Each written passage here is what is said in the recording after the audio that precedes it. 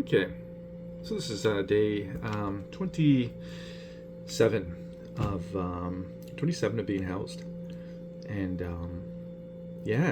tomorrow I was going to do a full recap.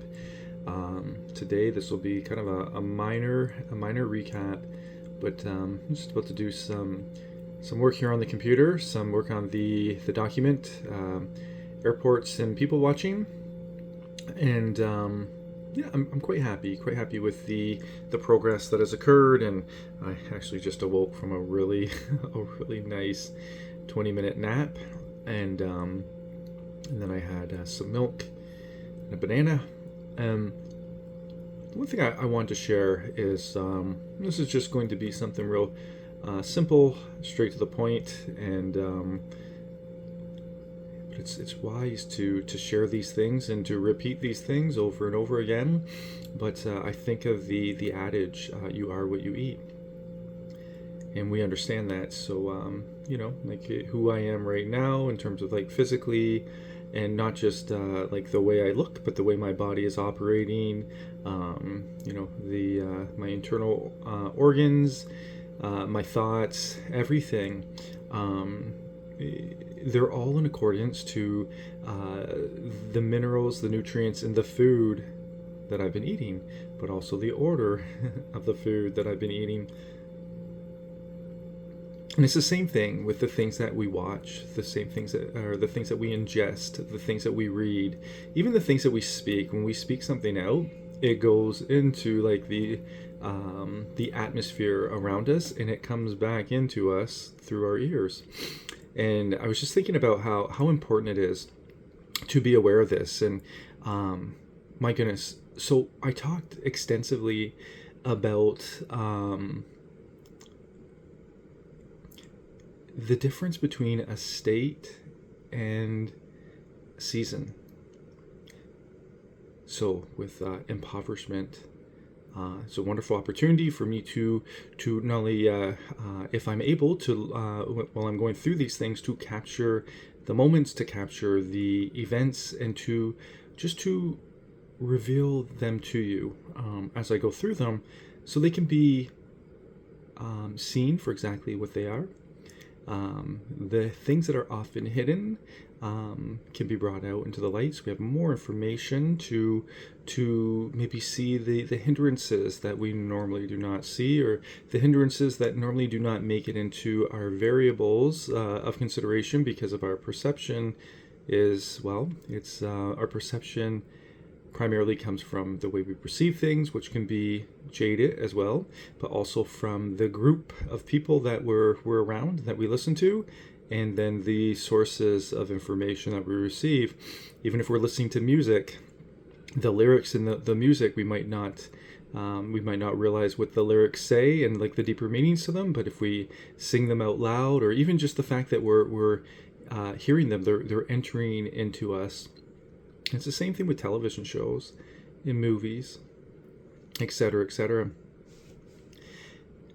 So, going through this would be considered a crisis situation, and I can honestly say, oh goodness, this is probably one of the most difficult. I've been through some difficult things in my time on this earth, and this is one of the more difficult things. And for each and every one of you that's watched the videos, you understand like the testimony or the moment behind the hill. Probably one of the most hurtful and difficult moments I've been through, and oh goodness, it's wonderful to be able to share this, to actually desire to share this. It's not so much that I want to share it in terms of I want attention, not at all, actually, quite the opposite. But normally I would never want to share these things. That's it's part of my private life, and I wouldn't want to share it. But there's a value in sharing these things, especially if like one person will feel that they're not alone, and especially when we can learn from these things. I had to humble myself to do that, and it's humbling going through that. And I find when I'm humbled, and humility is one of the most wonderful things. It goes directly against the bravado, a bravado I used to rely on solely, and a bravado I no longer agree with. So I'm quite pleased and quite happy. But Anyways, all those things that I went through, I talked a lot about um, the reason why I knew I wasn't in a state. And I gave the examples of, especially when it came to impoverishment, of like holes in the pocket, and how you technically can be in a state of impoverishment even though you have a lot of money coming in, or your bank account, you have a lot of money. It's so impoverishment can be a mind. It is actually a mind frame. It's the same thing with depression. You can seem happy, you can go around and talk to people and smile all day, yet still be depressed. You know, it's how are you when you're at your lowest? How are you? Like, what is at the core of your thought process, your thought processes, or processes. I think that's the term.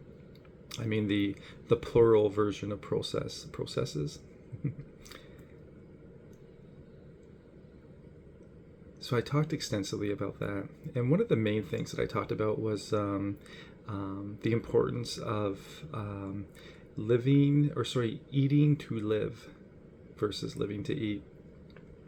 And going through this process, I've had very little funds, like exceedingly little funds, and that's heightened my awareness of being very intentional of what I'm purchasing, to ensure that the nutritional value of what I'm purchasing is heightened, and also that there's a wider range. And also going through this, one of the major benefits of this is there's a less waste. I hate wasting food. And also my stomach is shrinking considerably. I don't have the funds to gorge, to be gluttonous. So anyway, so I just want to do like an update video. So once again, this is day 27 of being housed. And I had a really vigorous workout at the gym. And I just want to say that my mind frame, my ability to hold and retain focus, my ability to exert, my energy. I've been going for walks every day. I've been keeping up with that. Although my knee has been hurt quite a bit, I'm still moving around. I'm still active. But I feel healthy. Internally, my emotions aren't heavily swinging from one side to the other side. As I'm learning, like when I'm eating, I'm very intentional to, like I've been eating a lot of, like peanut butter with a carrot, and then I'll chew on it, and I'll take my time. I'll eat slowly, and then I'll drink some water afterwards. And then an hour later, I feel energy, but it's not like this large emergence of energy. It's not like a high. It's just stable energy. And this is wonderful. And it really impacts the way I think, and the way I do things. I'm not trying to burn off excess energy, I guess, virtue is what I'm trying to say. And so anyway, so I'm really pleased and happy to provide. This is one of hopefully many. Well, not hopefully, it will be many follow-up videos. I'm very thankful to have had you along and to have been able to share with you. But yeah, those moments. Oh goodness, I can faintly remember them. But it was very, very hot. I do recall that, going for really long walks. And the biggest warning, or the biggest I guess warning, the biggest threat that I noted before being unhoused, it's like teen with being in a season of impoverishment, so I had very limited options. I guess the biggest one was lack of quality sleep.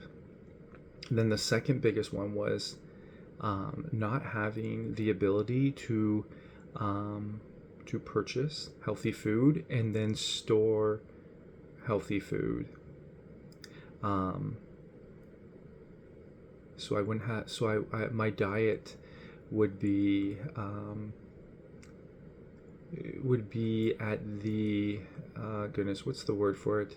The word that I'm looking for just virtually means I would be at the mercy of my circumstances, as opposed to being as fruitful and responsible with the finances that I've received as possible. And part of that is securing like a place to, if I have milk, milk needs to be refrigerated. The natural peanut butter needs to be refrigerated after it's open. So anyway, I just want to provide an update, and this is something that I'm really pleased that I can say, that I've experienced it, and I've been living within very minor or minuscule amounts of money, and but my levels of health seem to be good, and overall, once again, you are what you eat. I feel good. I feel very good. My thoughts are clear. I feel healthy. I have sustained energy, and I've acclimated to eating a very bland diet. And one learning lesson that I'd love to share is I want to make sure that I always thank God for the health that He's provided me with, and be very content with the health that He's provided me with, because I know that it's very easy for me to take my health for granted until I no longer have a good, clear bill of health, and then I'm playing catch up, and then I'm like looking through and I'm actively examining, what am I putting in my body? What ingredients are in this? What ingredients are in that? So I become reactive, and I find this has been proactive, and this has been wonderful to be able to share with each and every one of you, especially regarding going through this from an impoverished during an impoverished period of time, and during a time when I was facing the challenge of homelessness. And I actually went through homelessness, and because it's always my intent to. Whenever I receive knowledge, I want to make sure that that knowledge is equally available and spread out to those that lack finances, equally to those that have finances, equally to the have-nots, as to those that have, and that's very important to me. And so I'm very delighted with these videos and with the information on these videos, and I really hope that they've served some sort of benefit. And anyways, so this has been a minor recap. It's just something that came to my mind as I'm about to sit down and to dig into some writing and some editing. And I feel very blessed to have these opportunities and to have the faculties of mind, just to have the clarity of mind to do these things. And I think that's it for now. God bless each and every one of you.